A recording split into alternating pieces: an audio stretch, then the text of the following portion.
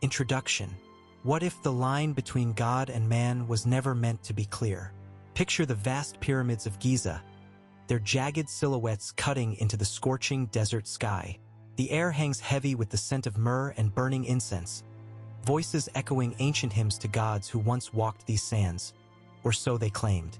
Far to the east, beneath skies brushed with the soft blush of cherry blossoms, the Imperial Palace of Japan gleams like a beacon.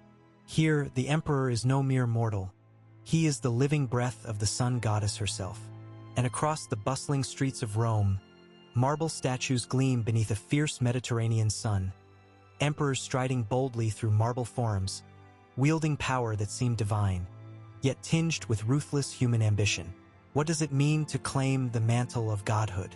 To walk between realms, part flesh, part divinity? Was it sacred duty, cunning strategy, or a perilous illusion? Tonight, we unravel the mysteries of three extraordinary rulers: the Japanese emperors, Egyptian pharaohs, and Roman emperors, and explore how their divine claims shaped the destiny of empires and the souls of men. Divine origins, birthright of the gods. Blood of gods, a birthright that defines kingship across continents and cultures. In ancient Egypt, the pharaoh was no mere ruler. He was Horus incarnate, the living son of Osiris, lord of the sky. Draped in the crook and flail, he was the celestial shepherd guiding his flock.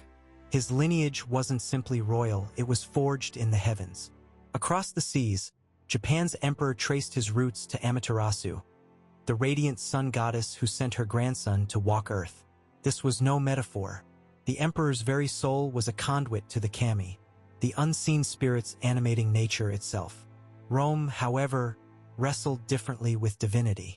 Augustus wore the title Divi Filius, son of the divine Julius Caesar, but godhood was often claimed after death, a political tool spun from conquest and power. What hidden force grants a mortal the blood of gods? Is it a crown of light or a shackle of shadows? The ritual of power, ceremonies that transcended mortality. Step into the temple's cool shadows, where silence ripples like water. Egyptian coronations were more than ceremonies. They were cosmic dramas. The pharaoh donned the double crown, uniting Upper and Lower Egypt, reenacting the very act of creation. With every gesture, he wove himself into the fabric of Ma'at, the fragile balance of the universe. In Japan, the Daijosei ceremony ignited sacred fire, offering steaming in the cool air as the emperor became the bridge between heaven and earth. Harmony was not a word, it was the pulse of the nation itself. Meanwhile, Roman emperors paraded triumphs, spoils of war glittering, captives bound, the Senate's cheers rising like thunder. Their divinity was as much spectacle as faith, a performance to bind empire and people. Can ritual shape reality? Can a moment carved in fire and breath weave mortal flesh with divine essence? Divine authority and governance, theocratic rule or political power. In Egypt, divine right was law, the pharaoh was god and king intertwined. His word was the will of the cosmos. To oppose him was to challenge the gods themselves. Japan's emperor held a subtler power. Though political control slipped into the hands of shoguns, his divine status endured. A living symbol, uniting a nation's spirit through centuries of change. Rome's emperors mastered a different art, the myth of divinity as a weapon. Deification was a cloak worn to justify iron rule or to command loyalty in a fractured empire. The god emperor was often a carefully crafted illusion. Is divine authority the foundation of justice, or merely a mask worn to conceal ambition's sharp edge? Personal stories of god-kings, humanity beneath the divinity. Beneath godhood lies flesh, vulnerable, conflicted. Akhenaten, the Egyptian heretic, dared to upend centuries of faith, worshipping only the radiant Aten. His vision fractured a kingdom and nearly erased his name from history, a god-king undone by his own radical belief.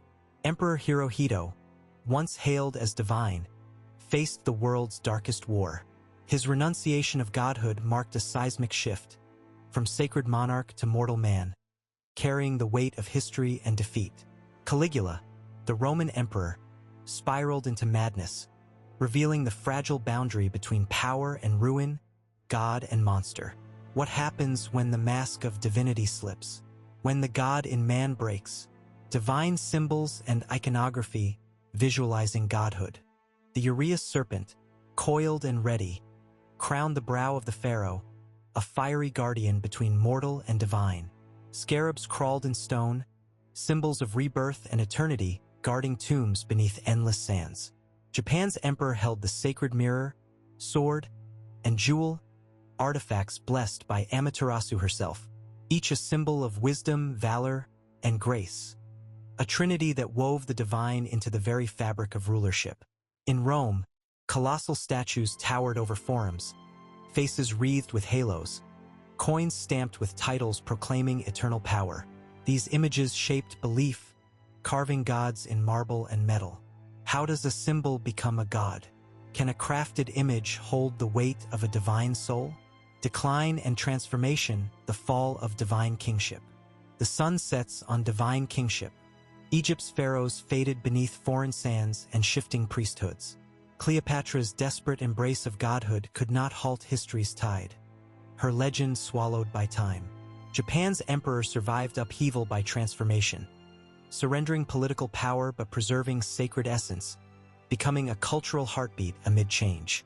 Rome's gods fell as Christianity rose, turning emperors from gods to humble servants of faith, a profound reversal of divine ambition.